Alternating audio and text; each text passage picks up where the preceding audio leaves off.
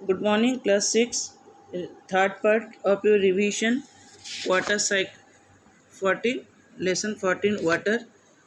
Today's topic is water cycle. Revisions part 3. During the daytime, sunlight falls on the water in oceans, rivers, lakes, and ponds. The field and other land areas also receive sunlight. As a result, water from all these places continuously changes into vapor. दिन के समय सूर्य की रोशनी महासागर, नदी और lake के पानी पर पड़ती है। मैदान और अन्य भूमि क्षेत्र भी सूर्य का प्रकाश प्राप्त करते हैं। परिणाम स्वरूप इन सभी स्थानों से पानी लगातार वेपर में बदलता रहता है। During the day time all the air surrounding us gets heated. This warm air provides heat for evaporation of water in the shade. Thus, evaporation takes place from all open surfaces of water. दिन के दौरान हमारे चारे ओर की हवा गर्म हो जाता है। गर्म हवा गर्मी प्रदान करता है बाष्पीकरण के लिए। ऐसे बाष्पीकरण पानी के सभी खुली सतह से होता है। As a result, water vapors get continuously added to air. However, evaporation of water is a slow process. परिणाम स्वरूप जल वाष्प लगातार हवा में जोड़ते जाते हैं। हालांकि पानी का बाष्पीकरण एक धीमी प्रक्रिया है, a slow process. On heating water on a burner, its evaporation takes place even faster. एक बर्नर पर पानी गर्म करने पर इसका बाष्पीकरण तेजी से होता है।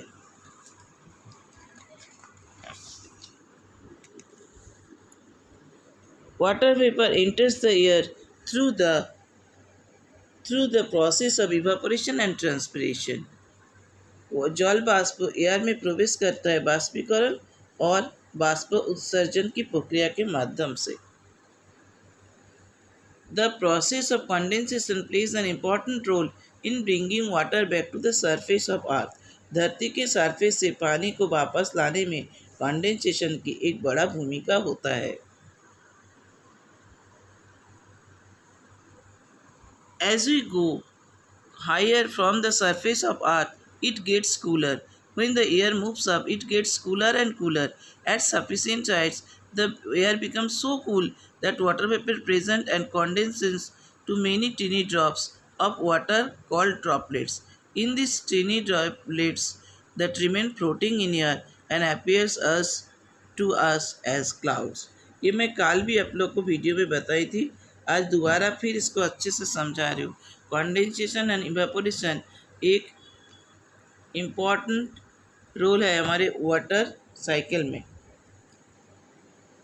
जैसे जैसे हम पृथ्वी की सतह से ऊंचे होते जाते हैं वो ठंडा होते जाता है। जब हवा ऊपर की तरफ चलती है तो ठंडा और ठंडा हो जाता है।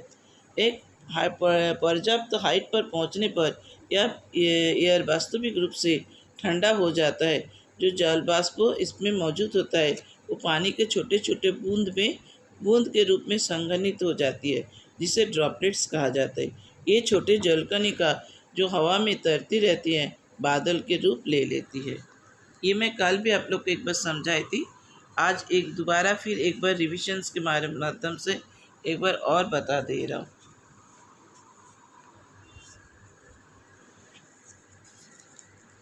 Some droplets of water become so heavy that they begin to fall. These falling or drops are what we call rain. पानी की कुछ बूंदें इतनी भारी हो जाती है कि गिरने लगते हैं। इस गिरते हुए पानी की बूंदे को हम बारिश कहते हैं। Almost all lands of the surface are above the level of oceans. Most of the water that falls on the land as rain and snow sooner or later goes back to the oceans. This happens in many ways. लगभग सभी भूमि सतह महासागर के ऊपरी level में है।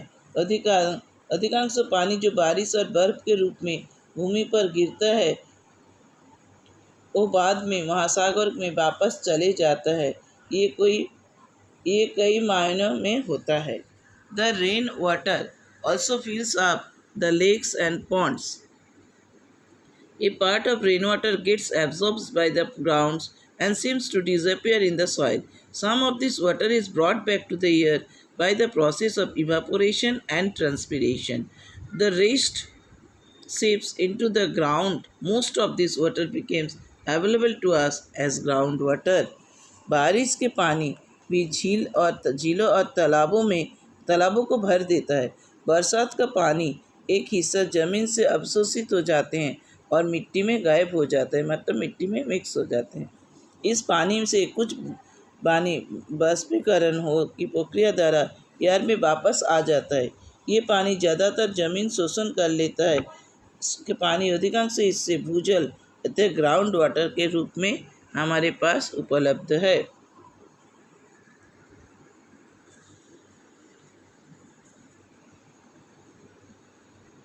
Groundwater is the source for many lakes as well. It is also the groundwater which is drawn by hand pump or the tubewell.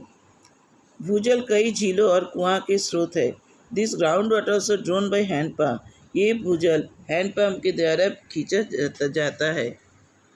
जो area में कोई वेजिटेशन नहीं होता है वहाँ बारिश का पानी जल्दी बह जाता है।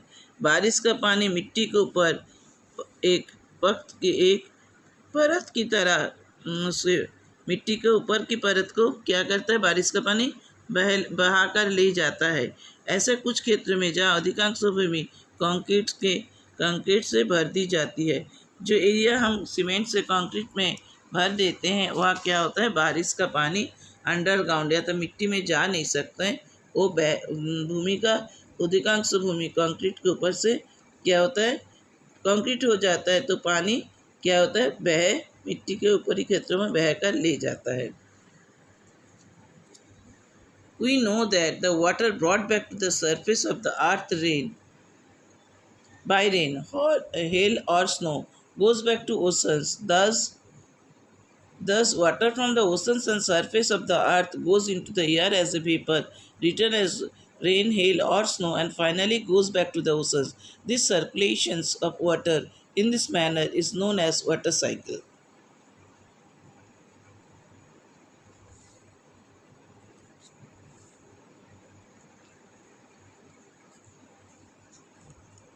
हम सब जानते हैं कि बरसात का पानी बारिश के द्वारा फिर ये वापस आ जाता है। ये बारिश हेल मतलब बर्फ़, जो बड़े बर्फ़ पत्थर के जैसे बर्फ़ गिरते हैं, ये सब बारिश के हिस्से से हमारे पास वापस आ जाता है and goes back to the ocean, and oceans में वापस चले जाते हैं। Thus, water from the ocean surface earth goes into the air as vapor. इसके बाद ये पानी वाटर वेपर के बाष्पीकरण के रूप से एयर में फिर चले जाता है। फिर रेन, हेल एंड स्नो में बदल जाते चेंज के साथ and back to the oceans, फिर ओशंस पे वापस चले जाते हैं। ये जो सर्कुलेशन ऑफ वाटर के सर्कुलेशन होता है, बारिश का रूप में पृथ्वी पर आना, फिर धरती से ये बाष्पीकरण के माध्यम से ऊपर जाना, फिर और ऊपर जाके ठंडा हो जाना, फिर बर्फ़ के रूप लेना और ड्रॉपलेट्स का रूप लेना, फिर ये धरती पर जब भारी हो जाता है तो रह नहीं सकते, फिर नीचे गिर जाते। तो ये जो बार बार ऊपर जाना नीचे आना पानी का, ये जो साइकिल चलता है, इस साइकिल को वाटर साइकिल कहा जाता है। ये जो तरीक़ा से पानी का संचलन होता है जल चक्र के रूप में इसे जाना जाता है। वाटर साइकिल मीन्स जल चक्र के रूप में जाना जाता है।